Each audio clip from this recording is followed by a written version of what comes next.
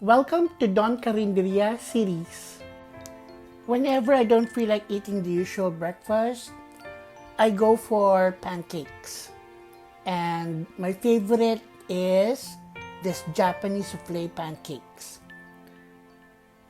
And today, I'm going to show you how to do it. Let's prepare the ingredients. First, we need to prepare our pancake molds. If you don't have a similar pancake mold that I have, you may use an aluminum foil. Fold the foil 3 to 4 times to create a horizontal bar, and then staple the ends together to create a ring. We need to put butter on the inside of our mold. We don't want any of our pancakes to get stuck in the mold.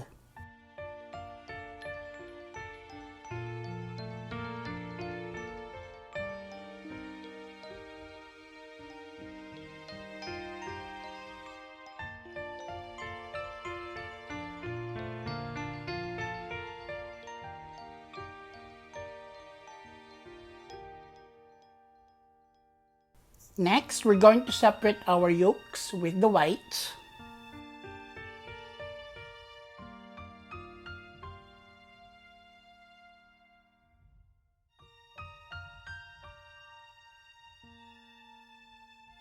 You can use your hands for this, or if you have this separator, you can use it.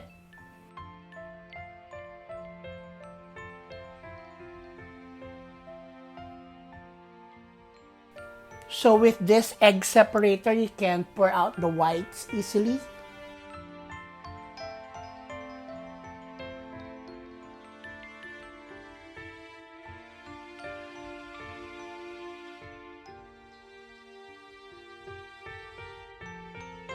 And the yolk is nice and whole inside. We'll place the yolk in a separate bowl.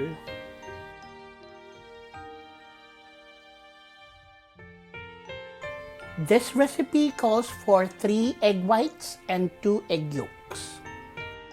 So let's focus on our 2 egg yolks.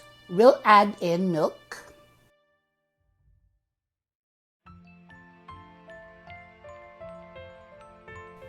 And some oil. You can use vegetable oil, or I use canola here.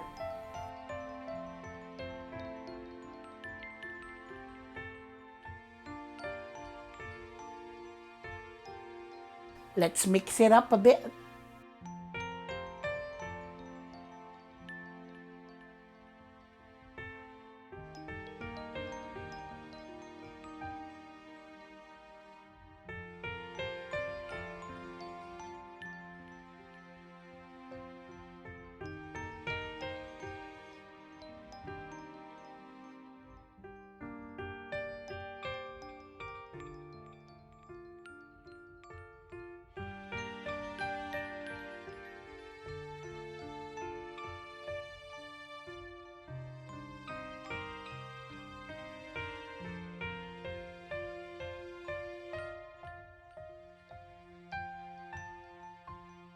Let's add some vanilla extract.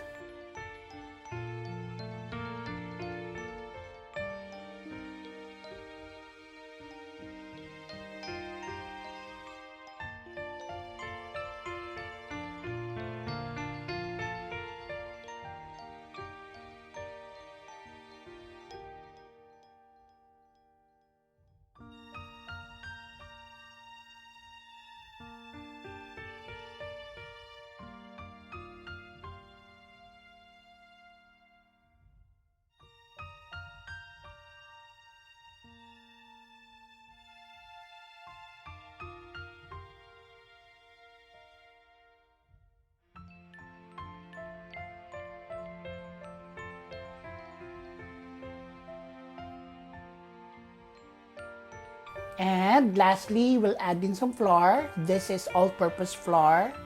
Continue mixing.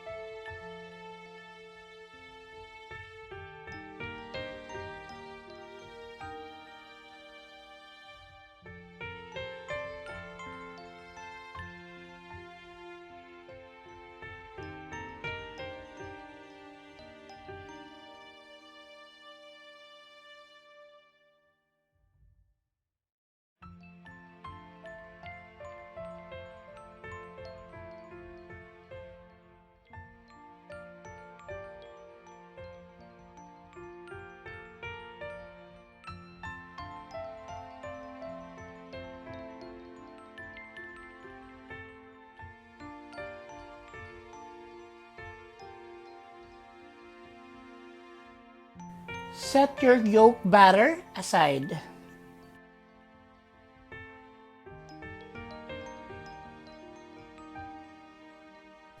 Let's now go to your egg whites. This time we're going to add in vinegar.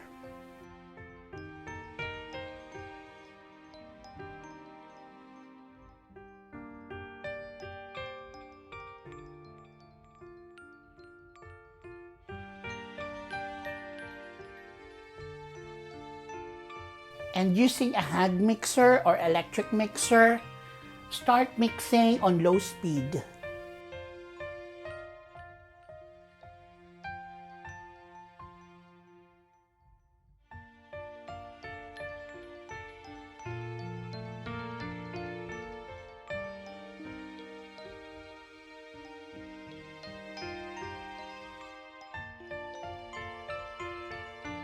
When you see soft peaks forming already in the whites, we will add in sugar, but in 3 batches. Let's add the first batch of sugar and continue mixing on medium.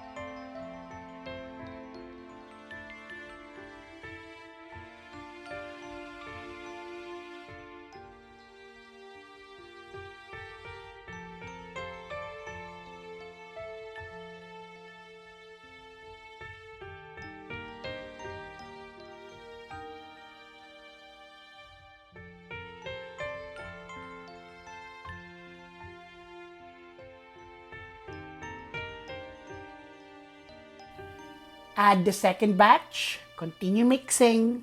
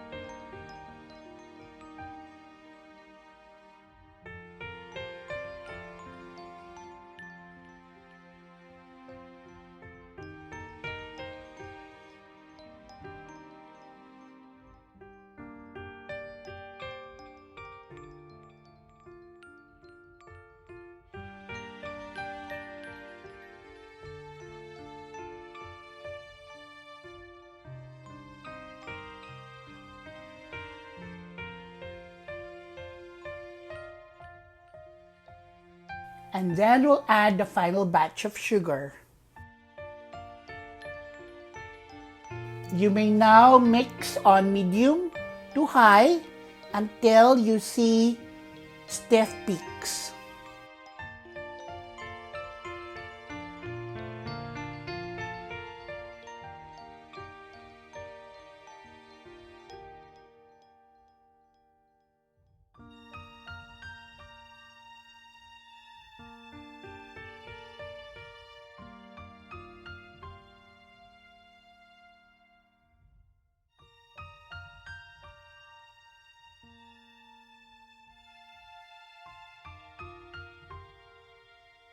You will notice it becomes glossy.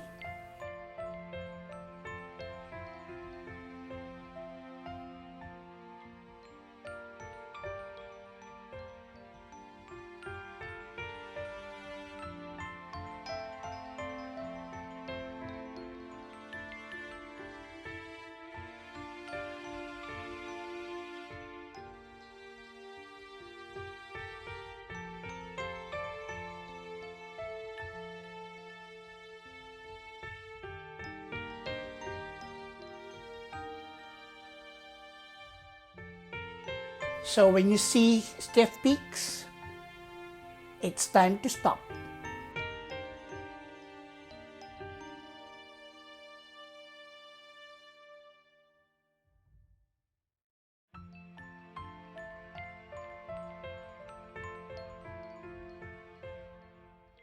So we will now combine our eggs.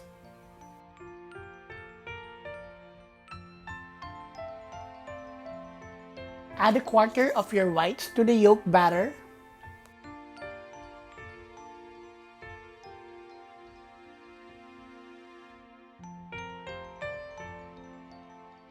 And mix it up.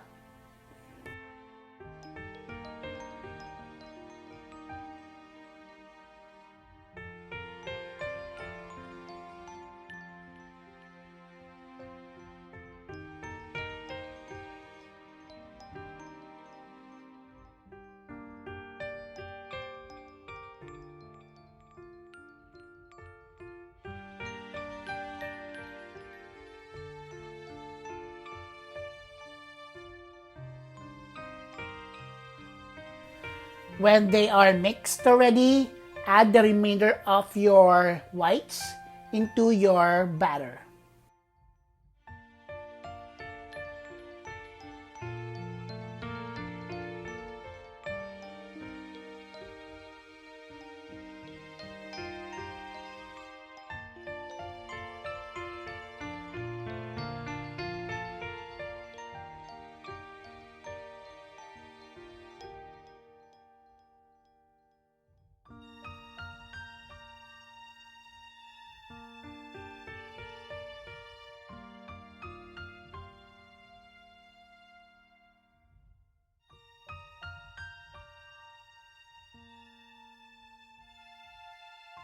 Notice that I'm using a spatula. Gently fold the whites into our batter.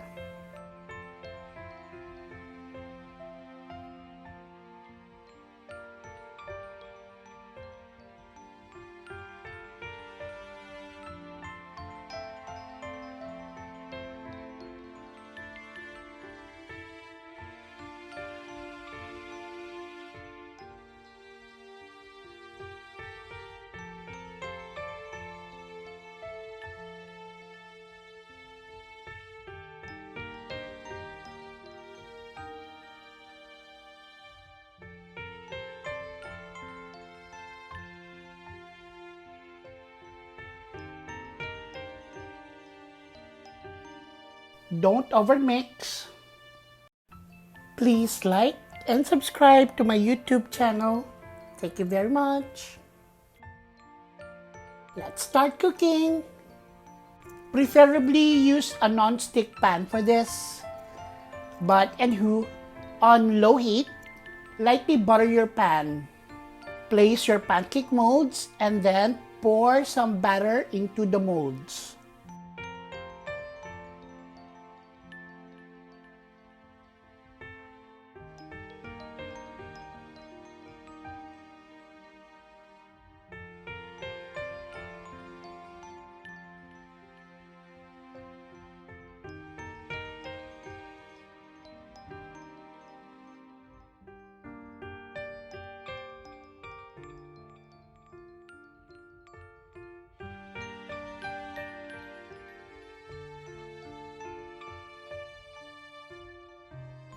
Before covering your pan, add a tablespoon of water to create steam.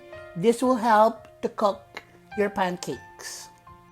Depending on your stove, cook for about 8 to 10 minutes.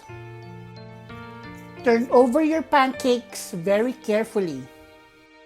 Again, add a tablespoon of water and cover your pan. Cook for 5 more minutes and that's it.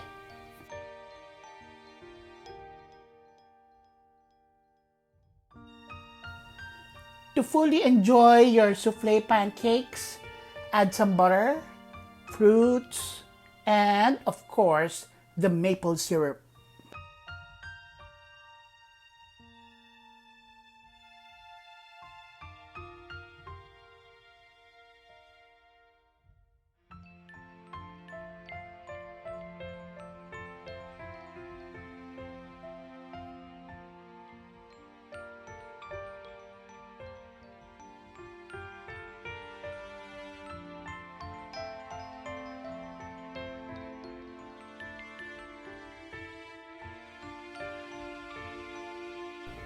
delicious! Enjoy your perfectly splendid Japanese souffle pancakes. Thank you for watching, and don't forget to like, comment, and subscribe to my channel.